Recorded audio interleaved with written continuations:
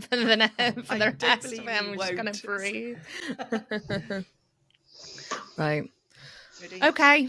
Whenever you're ready, Karen. Hi, everyone. Welcome back to the This Is Me podcast. I'm Karen. And I'm Ellie, and today we have Sonya joining us. Sonya is the Chief Executive of Women in Transport and Trustee of Parkrun Global. Sonya has had a varied career that led to a passion for diversity and inclusion and was recognised for her work in this area with an OBE in 2024. So Sonya, thank you so much for joining us today. To start, why don't you tell us a little bit about you and how you've got to where you've got to? Oh, thanks, Ellie and Karen. Lovely to be with you, and thanks for having me. So how have I got to where I've got to? Gosh, it's been a very squiggly, interesting journey for me anyway. I took a job out of uni, having done a European business degree, just to earn some money, and really thought, oh yeah, why look for a real job?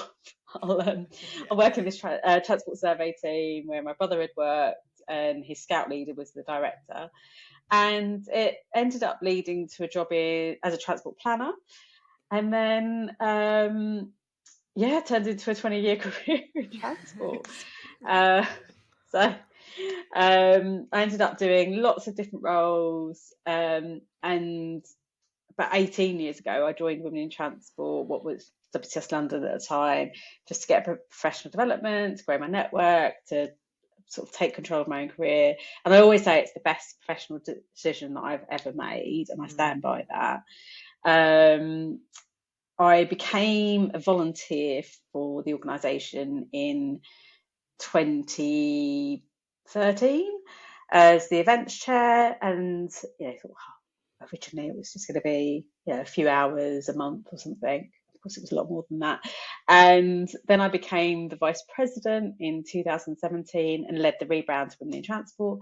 And then in 2019, I became the first chief executive, initially for 3 months on an interim. And now 6 years later, here we are.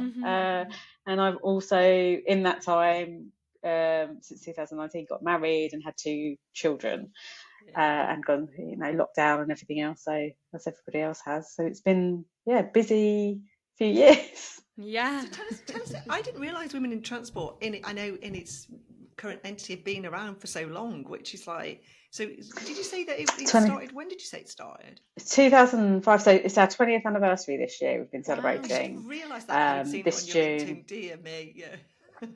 No, but there's always so much, isn't there? But yeah, it's our 20th anniversary this year, which is incredible. So I've been involved not since the very beginning, but almost. And we started off some celebrations at the London Transport Museum in June. So we had 2 days of celebration there, and then Scotland had their celebrations, and then each of our regions are going to have their own local celebrations as well. So it's an exciting year. So what, interested. So what did you say your degree was? European business. So not related to transport at all. So when you got into the transport, why did you stay then? Because I think when I went from university, a bit older than you, and I did a history degree, and I didn't know what to do, so I went to work for Asda and ended up being there 22 years for lots of different reasons. But when you went into transport and it was just going to be a job to make money, what kept you there for zillions of years? I think the people, actually, because I always say there's a job for everybody in transport, and I believe that, because you can be absolutely anything, and transport has a real social purpose to it. If you think about it, it touches everybody's lives in some ways. Everybody needs transport. And when I say transport, I don't just mean buses, coaches, cars. I mean walking, cycling, infrastructure, and the variety of opportunity is incredible. And I've done all sorts of different roles. I think in the space of 10 years, I've done 6 or 7 different roles. So, and I'd, some within the same organisation, some changing around. And transport was this thread through all of it, and Women in Transport was a thread through all of it. And really, I've met the most incredible people, and the passion in the industry is incredible. So I think that's what keeps me here. And you do, so you Ellie spoke about you're also a trustee of Parkrun. I didn't know this. Did you not? Excuse me. So I mean, anybody who knows me, I'll talk their ear off about Parkrun all day long. I love Parkrun. But yeah, love it. Where'd you go? What's your local one? I don't one? do it because I'm not a runner, but I when we were looking at Women of Our Time's business model, Parkrun was my inspiration. Because I think, sorry, I know this is your podcast, but I think there's somewhere that people need to belong and people feel they matter without a judgment on what achievement looks like. And I think Parkrun has created that. It's created it in a really good essence and a really good sense. And I think it brings community. And I like it, not being naive, but you can't have a business model without monetizing it, else you won't be able to scale. And I like how they've sort of almost ethically monetized something. So Parkrun was my inspirational business model. So after this podcast, you're going to never stop hearing from me. So, absolutely. So I don't run, sorry, Parkrun. So, neither does Ellie. I don't be sorry. You can walk though. So I walk pretty much all of them, especially since I've had my second. I walked right up until week 38 of my pregnancy. Wow. And then I was back week 2 after a C-section volunteering, and week 3 Sonia, I walked. So you can absolutely walk a parkrun, and it doesn't matter how long it takes you. And I really recommend it for that. I think, parkrun is a huge part of our lives. I have to say that, like I've said, I'm not a runner, or I wasn't a runner. And I came to it through my parents. So my parents and my brother had been involved in it, running regularly, had volunteered. My parents had helped start up a local one, Valentine's Parkrun. And then my brother was starting Barking and Dagenham Junior Parkrun. So I don't know if you know that parkruns, there are the 5k events and the 2k events. And we're very close as a family, and it was a situation where my mum was like, well, your brother's doing this thing, you've got to help him. I'm like, okay. And before that I was like, I'm not getting up on a Saturday for a run. And I used to go to the gym. I'm going to the gym like 7 days a week before that, and unencumbered by children and other responsibilities. Back in the day, when my time was my own, and I'm not complaining about it, but so my brother started this junior event, and that was it. My Sunday mornings were rocking up there, helping put the event on. And then I became an ambassador, so I was doing outreach for junior events in Greater London. So encouraging people in deprived areas and disadvantaged areas to join junior parkrun as a way, it's a low barrier to entry and all of that. Helping event teams. And then 2 years ago I became a trustee, which was amazing. So it was just another way to give back. You don't just become a trustee from being a volunteer. Years ago, I became a trustee. Well, I mean, obviously, Well, obviously, my experience, I mean, it wouldn't have happened without Women in Transport. And that's why I talk about it being the best professional decision I ever made, because all my executive experience came from being on the board of Women in Transport and growing up with it as an organisation, and sort of becoming, finding my feet and having the trust, I guess, of the wider board to, take this organisation as far as we've gone.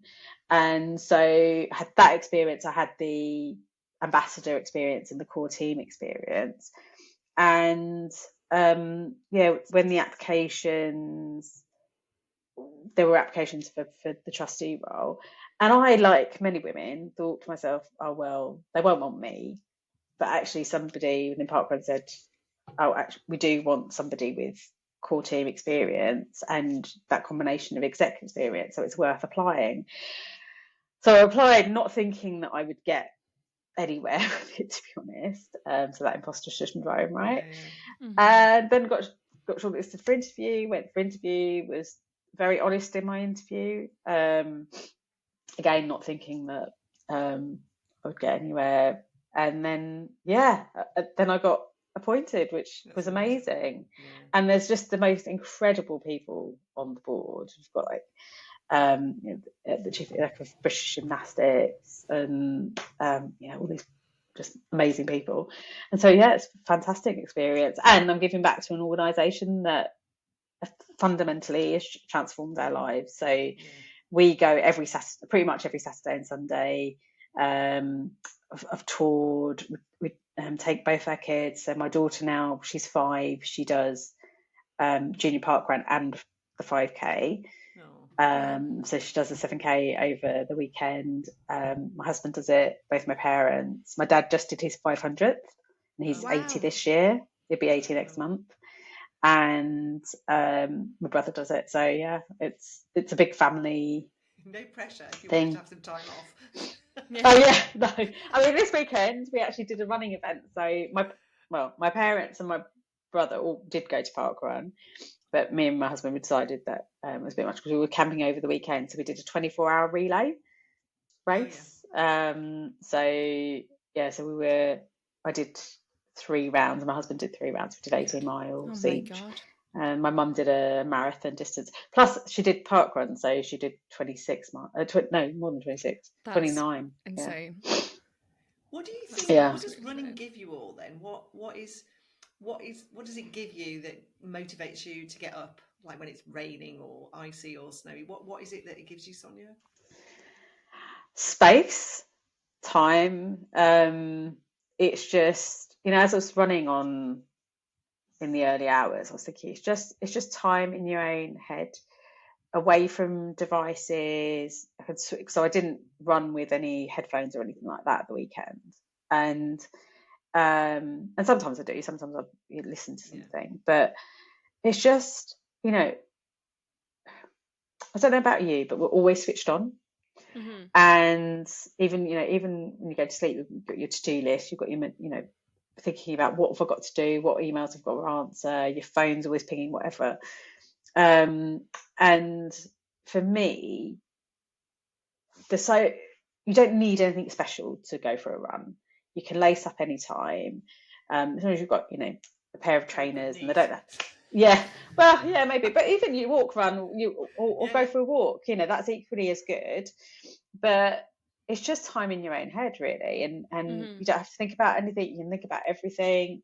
So just even if it's 15 minutes, so sometimes I'll drop the kids off, do the school run, and I'll just run back, and it might only be 10-15 minutes that I get in, but it sets me for the day.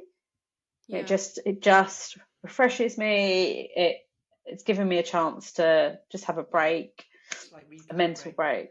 Yeah, exactly. And I've moved my body. Yeah. I think it's like, it's a really, I know this sounds silly, but like you're almost like structuring time in to be in nature as well, and to be outdoors and breathing fresh air without even really realizing that that's like an added benefit of it, because I think I know everyone says it, but a bit of fresh air does make a difference, doesn't it? Yeah. And there's like tons of research about that. About what's my friend call it? Forest bathing. So when you're out in nature with the trees, and it's like it's like giving yourself a spa, but it's just like being in nature.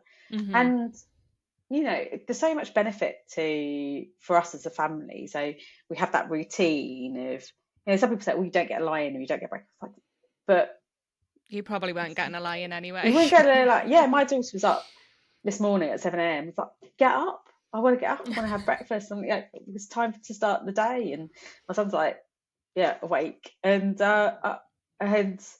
ready to go. And she knew from a very early age, about 18 months, she would say to me, why have you got your parkrun clothes on a weekday or something? I want to go for a run. So she would know parkrun was part of her lexicon. So she goes, are we going to parkrun tomorrow? I was like, no, it's Friday. So it's just, and in a world where it's so easy for us to they'll be on their devices or whatever, just doing something, and we seek connection. So we talk about isolation and connect and the lack of social connectivity in the modern world. parkrun gives us that. It gives us that social connection. I've met people that I would not meet in any other walk of life, and form friendships and genuinely parkrun family. In fact, my daughter at 5, one day we were in a cafe after parkrun, which is another part of the parkrun. It's like you have to go to cafe afterwards for the cake, and we were in the cafe. My husband wasn't there because he was working, and so I decided to stay a bit longer with the kids. And she was playing with one of the volunteers, and another kid said, "Oh, is that your dad, or your dad's calling you?" And she said, "Oh, that's not my dad. That's Wayne. His parkrun family. He's not family. He's parkrun family."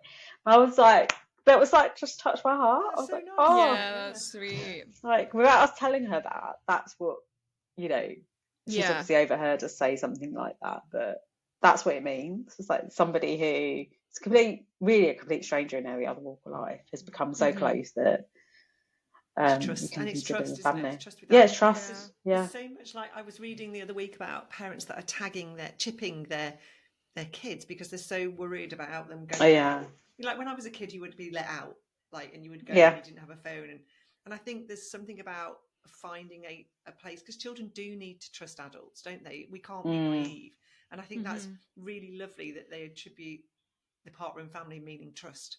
I think because I think there's a whole heap of scarediness in this world now about children, and we're bringing up children that don't explore, aren't creative, and I think that's really lovely. Really lovely that she said that.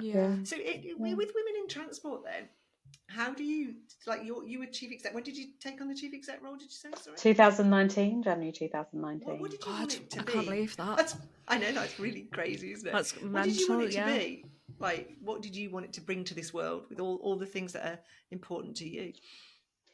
I guess I had this idea that we could be a national network, that because at that point, that we had gone as far as we could go purely on voluntary effort, and that in order for us to get to that next stage and to really expand in a way that was sustainable, we needed to change the model, and we needed dedicated time and resources to do that. So my first point of call was like, how do we find a sustainable financial model that allows us to grow? And because people were coming to us all the time and saying, "Oh, we want to start," we up until that point we'd only been in London. Up until 2017 we'd only been in London, and then in 2019 we'd started, or just before 2019 we started a Northeast hub, but it was very much a pilot, very much experimental, because we didn't really know what did that look like, and what would that model look like to almost like franchise women in transport. What is it? Do we give control? How much is from the centre? Is it just a replica of what London was? Is it the same as what the old WTS model was? Because the history of women in transport was part of this American organisation called WTS, and so I didn't really know what it would look like. I didn't know what the answer would be, but I knew that we had to change, we had to evolve. And then of course we were hit with lockdown and COVID, when I was about 12 weeks pregnant, and we were like, okay, so that was unexpected. So I'd been a year in the role, I think. When was that? No, I haven't been a year in the role, had I? Yeah, gosh. And it just seems mad that it's gone through that. So we had to completely change our model again. Everything was like everybody else. We were 100% face to face. It was only me and at the time Christine Hurley, who was our executive support, and then about 16 volunteers. And the volunteers were very much operational. we were doing the do. So when I was vice president, I co-created the mentoring program with Angela Gainsford. I created our website. I, was leading our events program. So we were very much making everything work. And, it was like, well, how do you scale that model? And how do you, continue to push the boundaries? And then when lockdown happened, we were in this very precarious situation, which I'm sure lots of organisations were like us, where we only had 2 corporate sponsors really, who were our founding sponsors, and suddenly they had frozen the funds and said, that suddenly the reliability had been removed, because they were like, well, we don't know what's going to happen. Nobody knows what's going to happen. So we're not spending any money that isn't essential. Like, well, okay, yeah. So, and then to us, we're like, well, okay, we've had this very intensive response to the lockdown, trying to support our members. We'd introduced a weekly newsletter. We'd done 14 events in 8 weeks. We'd gone virtual, like everybody else, learned to use Zoom, all of that, big learning curve for the team. And, think about Christine, she was in her 70s, and every challenge, she was just like taking it on board and going with it. Amazing. And then we sat down and went, well, if we carry on at this rate for however long this is going to last, when we got to June, we were like, we'll run out of money right by the end of the year. And we need some way, at the time, it's the individual membership fee, which we haven't increased since 2017, isn't going to sustain. Yeah, that's because it's not free to operate a model like that, because there were still costs even with a couple of people. And so I remember being 8 months pregnant and sitting on a Zoom call with our members and saying, this is our AGM, and this is the situation we're in. And we presented 3 options. We sort of said, well, we can hand it back to you as the membership and say it's volunteer only again, and it's purely run by volunteers. We can fold the whole thing and just say we're done and there's no appetite for women in transport, or we massively reduce what we do, and some of our time wasn't volunteer only, and it was a kind of halfway point. And it was the members that saved us. The members said, no, we don't want to do that. We want women in transport to exist and thrive, and it's important to us. Yeah. So within a few days, the money had been unlocked, because the organisations that we've been talking to didn't realise that it was the difference between us existing and not existing. So we managed to unlock those two pools. We had volunteers coming forward to support, so that and say, what do you need from us in terms of taking to the next stage and helping. We did a call to action, which was the idea of the members, say we need your support from the members, asking them to go out to their organisations and either get corporate membership or to become members in their own, to encourage other people to become members. And they saved it. They saved us. And, I feel that responsibility to ensure that women in transport continues to thrive, and that it maintains that integrity of being about our members and our volunteers, and that anything we do from a central perspective is supporting that, that community. And I will never, ever take that for granted. Yeah.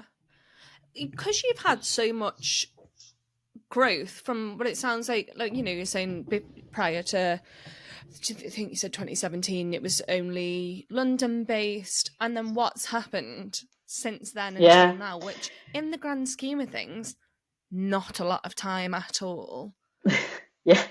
And 2 maternity leaves. Yeah, exactly. And 27,000 I know this is a really Yeah. Yeah.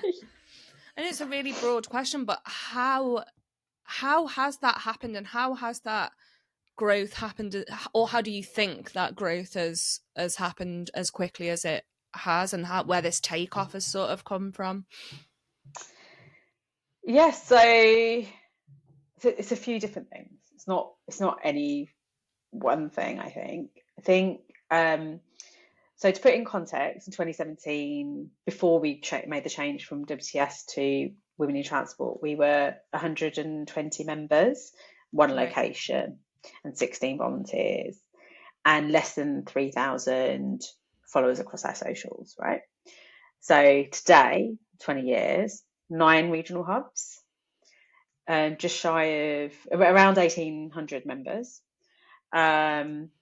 Yeah, over 26,000 followers across socials, and we reach 1 million people annually across our social platforms. We've now got the mentoring program's going into its 9th year. We've got a leadership development program.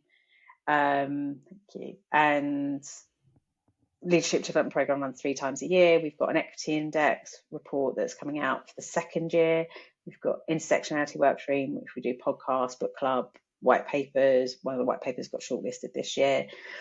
Got highly commended at the CIHG Awards. We've got a women's safety working group, and we've got the all party parliamentary group for women in transport as well. So, and the diversity and inclusion bus group. And then this year we've started Inspired the Next Generation working group. And we're doing over 60 events a year. Yeah, it's amazing. And how do you know that, like, because we were talking to somebody yesterday, and we had quite an interesting conversation about impact rather than activity.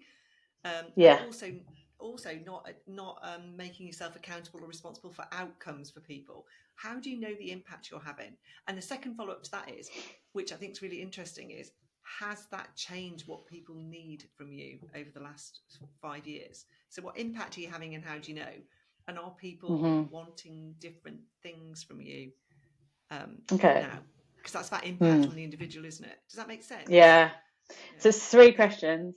So how has that growth happened? That growth has happened because of the community, because our members are driving that change and wanting to do things. So it's coming from them, not you. Yeah, but it's also been about good governance. So being really strict about, there are some fundamental rules that I follow. It's like, does it, when somebody asks us, because lots of people, you can do lots of things, right? And you can diversify in lots of ways. And I'm sure you get a camera. People say, oh, this would be a good idea. I'm like, yeah, that's a good idea. Yeah. How are you going to make it happen? Well, who's going to be responsible for it? On awards. But how is it going to be funded? Who's actually going to take control of it? Who's actually going to deliver that work? What impact is it going to have? And does it align with the mission? And if we can't do any of those things, we can't answer those questions if we don't do it. And I'm also very comfortable with, let's try something and fail at it fast. And that's fine. We can try something, and if it doesn't work, we admit that, and we be conscious of it. That, like, not everything's going to work that you try, and that's fine. So that's how, and absolutely couldn't do it without the support of partners who are willing and able and actually really actively taking part, and supporting us, and the volunteers. Those 2 things, that's what's helped with the growth, and incredible members. In terms of how do I know that it's making a difference, we were talking before we started recording about the individual, and to me, Women in Transport is very much about that individual. So have we made a difference to an individual member, in that we have helped them find a safe space to thrive, to navigate a difficult situation, to progress in their career in one shape or another? And I know that from the conversations that I have with them. I know that from the feedback we get from the partners. I know that from, we do like one-to-ones with new members who are joining. We do feedback surveys. We do annual feedback surveys with membership. We do feedback surveys at different points of the advanced mentoring program and in our leadership development program. And I know from those individual conversations. Yeah. So that's how I know we're making impact. And we did, for the 20th anniversary, we also filmed, did some filming, and we got some feedback. Yeah. And you'll know how difficult this is, right? How difficult it is to get people to talk to camera. Yeah. We had 80 people. We had 3 different sessions across the 2 days, and we asked people to do bits of camera. We had a professional videographer on the first day, and pretty much every single person, save one, did a piece to camera. Yeah, that's amazing. Yeah. So more than 80 pieces to camera. Yeah. That's so rare. The videographer was like, you normally get 5 or 6. Yeah. Like, that's what it means. Yeah. That's how you know you're making an impact. Why I asked that is that it's really interesting in this sort of like gender landscape, isn't it? That people really focus on outcomes and like percentages of people in jobs and percentages of people. But actually, fundamentally for me, if you can impact someone, that they go away and they, you know, like that they feel they can make a difference, that they have a better life, they have a, like you said, a safer one. That for me is the thing that's so powerful. But it doesn't make headlines, does it? Do you know, like it's and I think that I really, really admire the work your organisation does, because you haven't really gone down selling your soul about that. You are really focused on that individual, and to have 80 pieces to camera is just phenomenal, because most people are really camera shy. So, exactly. I think it's really important. No, I think that's really lovely to hear. And then the other one that was interesting to me was because the work we do with with women is the different things that women are needing help for has changed. I don't know whether you've seen that in your industry, and it'd be interesting if you could share if you've seen any changes, or if it's the same thing in a different situation. I think it's the same thing in a different situation. So you asked as well, do people ask us different things now? Yeah.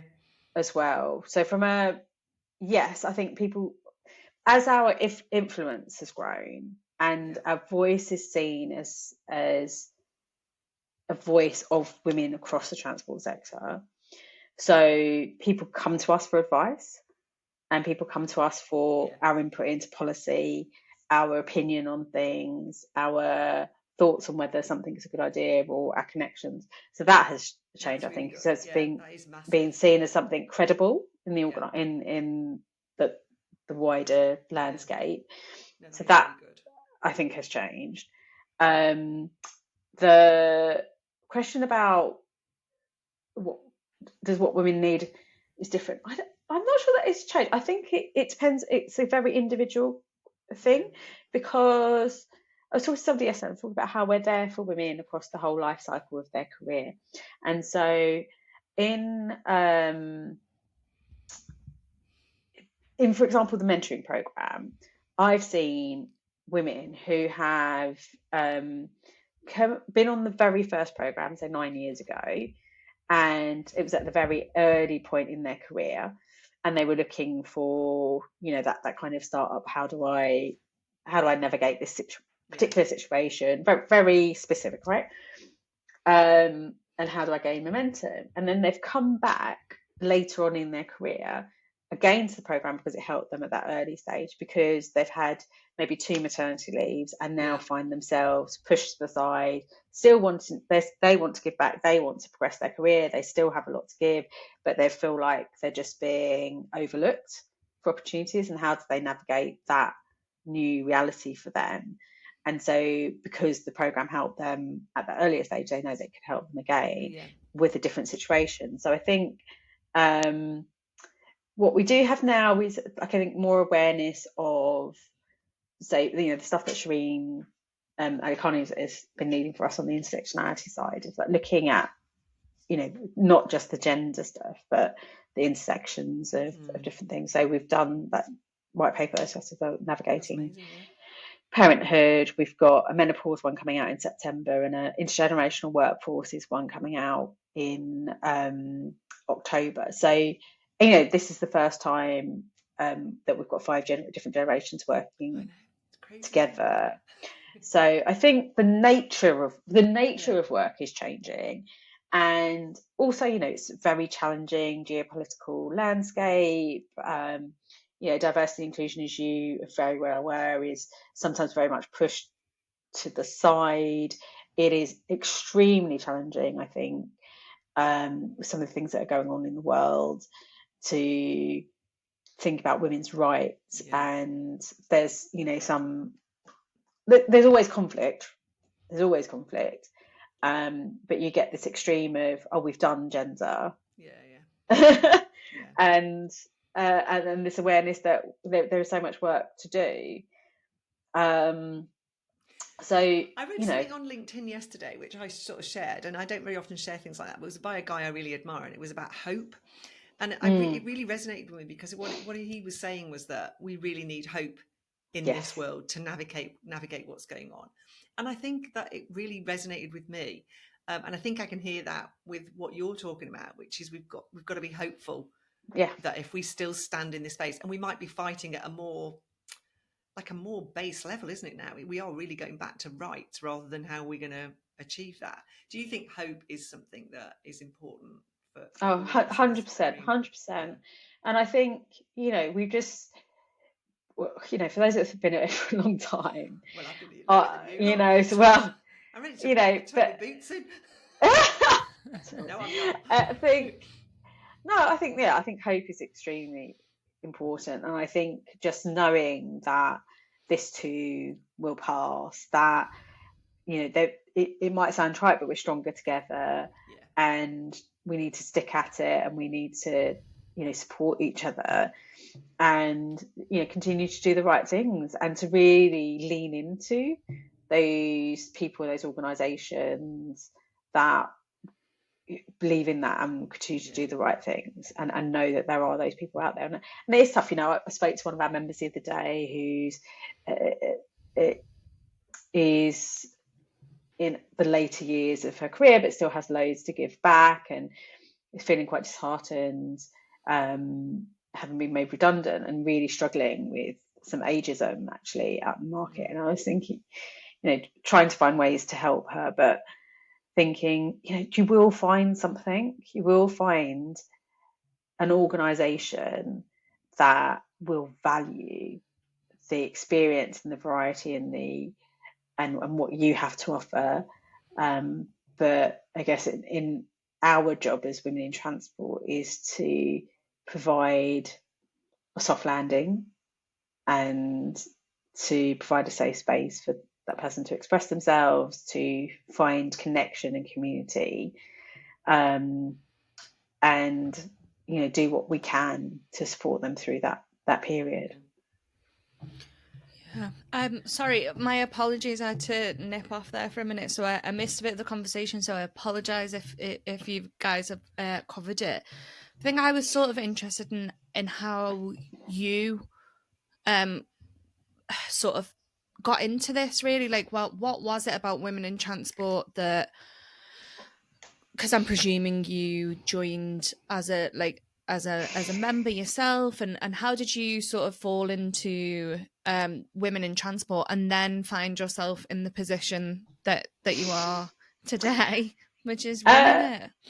Yeah, so it wasn't planned. It was just, I was a transport planner at WSP, and it was at the time that we were hit by recession around 2008, and a lot of for those that were around then, they'll remember that training budgets got cut, salaries got cut. It was a very uncertain time, and we didn't really know what was going to happen. And because those professional development opportunities weren't there, I went to a networking event which was about gender balance in architecture, and I happened to see a stall which was WTS London. It was saying, we offer events and networking, professional development. And I thought, and at the time, the fee was like 40 quid for a year. And I thought, this is just an opportunity for me to take control of my own professional development for a very accessible amount, and I'll just give it a go. So I went along to my first event. It felt a little bit clicky. There was about 10 people there, and we all seemed to know each other, and I nearly walked back out, but I didn't. Stuck with it. and sort of really enjoyed it, and then kept coming back. And then one of the other members, Ariella Levine, who's a good friend of mine, was aware that the board was looking for somebody to do events. And so she suggested my name to her good friend, Lauren Weinstein, who's still involved today. She's one of our founding board members. She's head of data at TfL. And so we met for a coffee, myself and Lauren, across the road from TfL offices in Victoria. And she chatted about the role and said, it's like 5 hours a month or something like that. I was like, oh yeah, I'll give it a go. I, was doing events and business development marketing in my substantive role at the time. And I came in and there was basically a blank sheet of paper. As you can do, there are no events planned. You can do whatever you want. I was like, right, okay, I will. At the time, we were sort of sending out email. We had no email registration. We had no email marketing. We had no event registration. We were sending out our emails as the invitations were static PowerPoint slides. That's what went out as an event invitation. Nice. So I just saw an opportunity to sort of put some process in place, put some systems in place.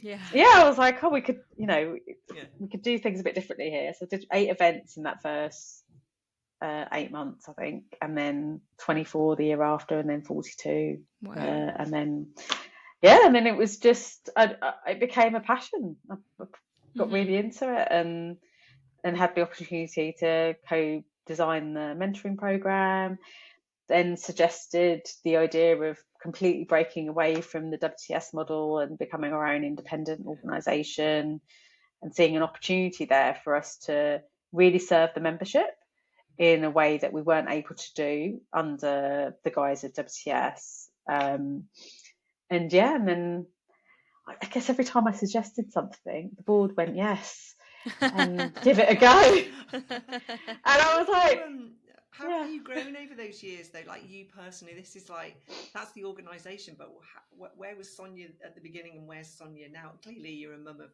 2 young children as well, and like you've had a massive, how have you grown over that time? Changed or? Oh gosh, I mean, I don't know. It's a completely different person, I think, from then. My wife and mum, all those other things. So my brain's completely rewired.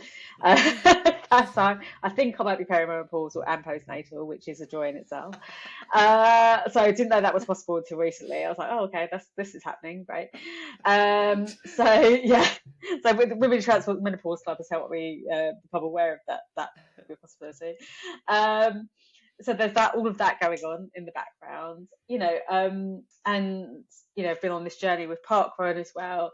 So I think all my life experience has changed me. I did lots of things when my daughter was born.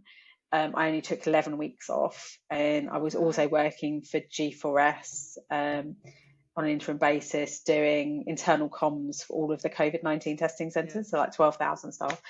Wow. So that also informed my, thinking. So I think I've grown with the organisation. I've learned as I've gone along. I've been challenged by amazing people around me. I spoke very briefly about Gary Lincoln. We've got Steve Griffiths, Matthew Regan, who are part of our volunteer team. So we've, Dal Calari, Joe Field, and Katie Allen, the people, and Lauren, the people around me, and Angela. So those people have helped me grow.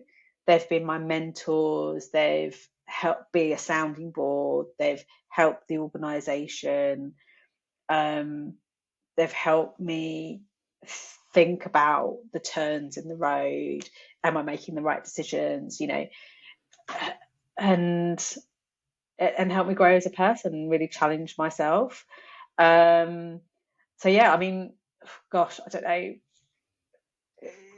Maybe I was very naive at the start, thinking, this is something we could do. Yeah, saying to me about your age, sit on your hands, Karen, because you start volunteering for everything. You get a little bit wiser as you go on, not to put your hand up for everything, don't you? Yeah, I think the thing that has changed this time round with having my son is like to be a bit more conscious of the boundaries and not take so much on.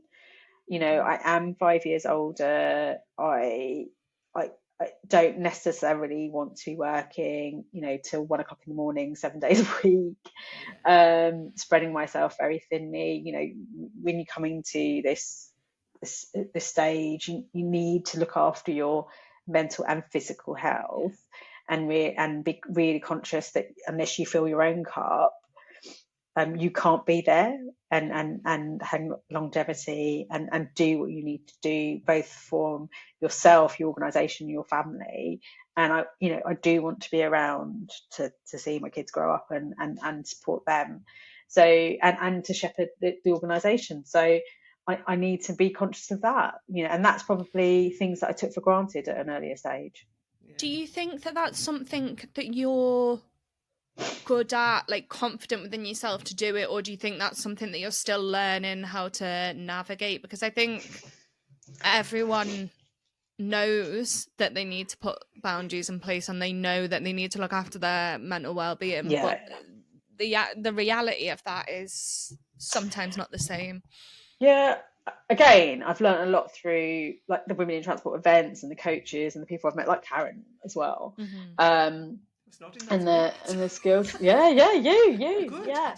remember we did that, you did that, sorry, not we, you did that, you know, leadership through COVID, 19, and that reflective diary, that helped me really think through the choices that I was making at that time. And I think, look, I think it's always a work in progress. I don't think it's ever perfect. You know, my daughter sometimes says to me, put down your phone, and, you know, you're on that, we have this constant, I need to respond to this, but do I need to respond to that in that moment? No, I don't. Like, and that makes me pause and think about my choices as well. And so I think I try, you know, I try to be really boundaried about my diary and about my working hours and about the time that I'm spending with them and all of that. And, you know, have the routine of, say, parkrun and things like that gives me that constant, and it makes sure that I'm getting enough, and be conscious that my eating, you know, and how much I'm drinking in terms of water and things like that. I don't drink alcohol. But can it be better? 100%. Do I do the best that I can do in any given moment? Absolutely. Do I make mistakes? 100%. I'm human. Do I seek repair when I make a mistake? 100%. We're all human, right? We can only do the best we can do in any given situation at any given time, and we have to give ourselves grace and forgiveness. It's a good point, because you don't then want to be like putting the pressure on yourself to make sure that you're doing everything properly and right, and doing it all right, because then it defeats the object of trying to look after yourself anyway, doesn't it? Yeah, exactly. We can't be 100% on it all the time. And, you know, sometimes if there's the washing isn't done, or I don't know, whatever it is, we just have to accept that we can't do everything 100% all of the time. I think that's okay. I've seen significantly change from when I was a working mum. I was the era of the baby boomers. We really, you know, we were brought up in massive scarcity and things like that. And then in the world.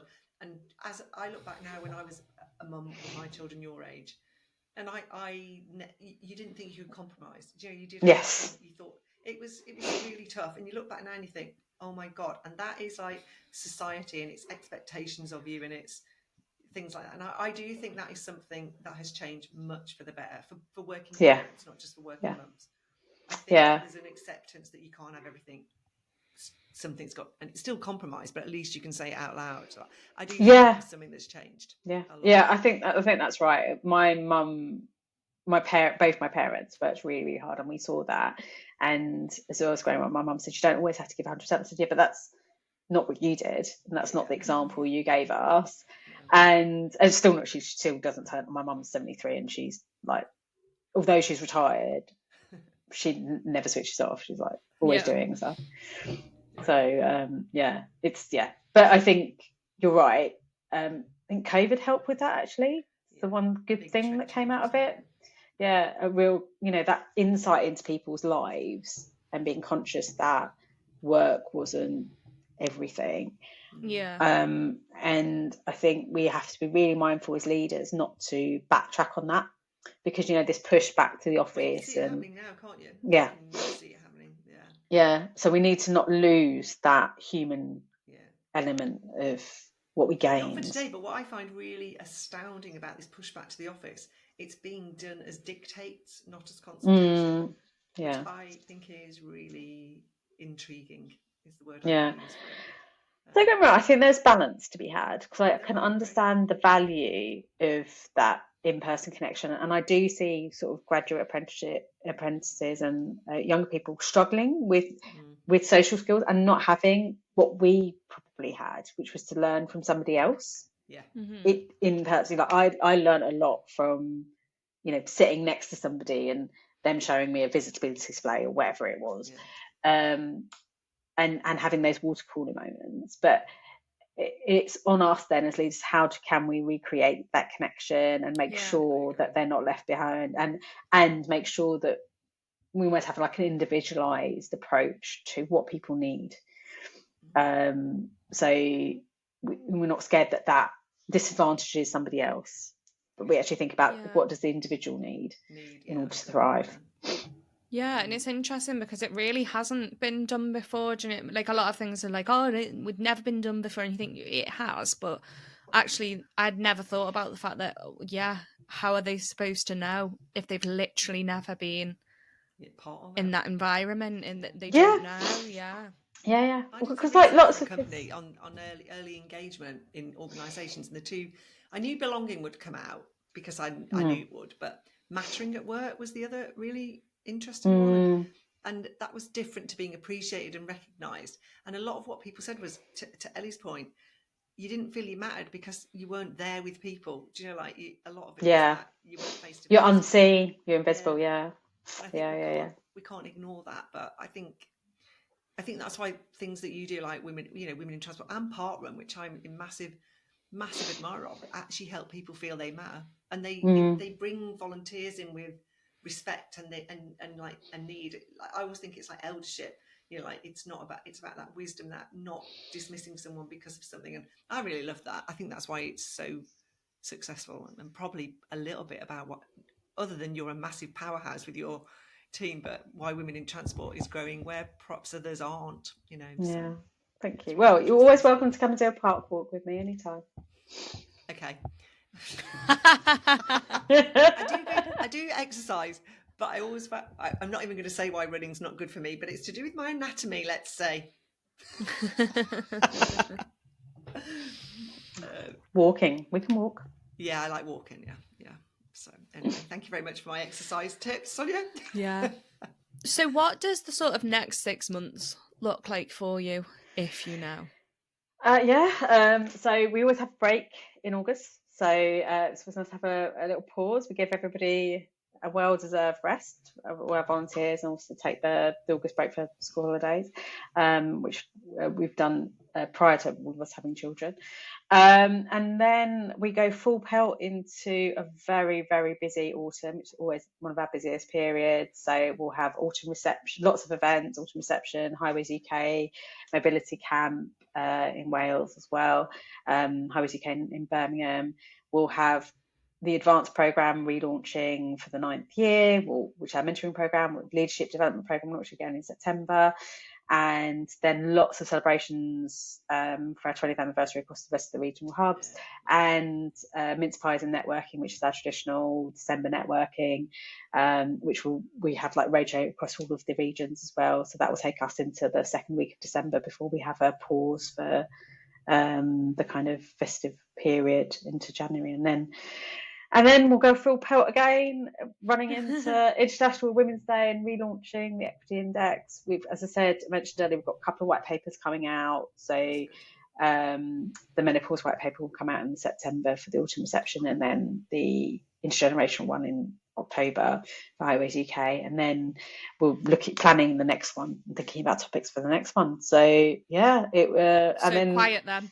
Yeah, board meetings, financial planning for next year. We've been doing loads of work on that. We're recruiting a new chair and vice chair for and a big daughter change. starting school. So you'll have She all started that, school. No, she nativity started and school. Yeah, Halloween she actually started school last September because she's one of the youngest. right, okay, she's So right, yeah, wow, so she yeah. started in last September, so she's going into first She'll be year. Littley. Yeah. So and yeah, so it's all go. Yeah, I mean, awesome. Yeah, it's Yeah, always awesome. all go.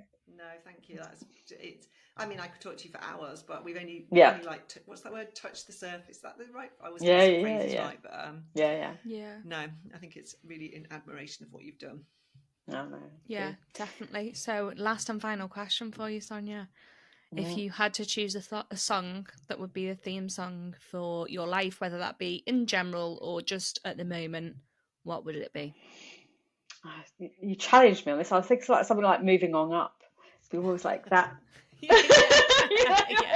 Always just keep moving on up. It's like happy, upbeat, proud, or it would be proud. Great. So what have we done today to make ourselves feel proud? And if we've done something every day, and being part of Women in Transport and being part of parkrun makes me feel proud, makes me feel like I'm making my little bit of contribution in the world. So when I talk to one of our members, and I've got one this afternoon actually, and I hear that Women in Transport's made a difference for them, you can't beat it, can you? No, that makes me feel proud. No, that's brilliant. Oh, excellent. Well, thank you so much for taking the time out to talk to us. This has been brilliant, and it's just been nice to see you again. It's been lovely, a little while. But no, thank you. Yeah, thanks so much. And thank you everyone for listening, and we will see you next time. Thank you. Bye. Thanks. Bye.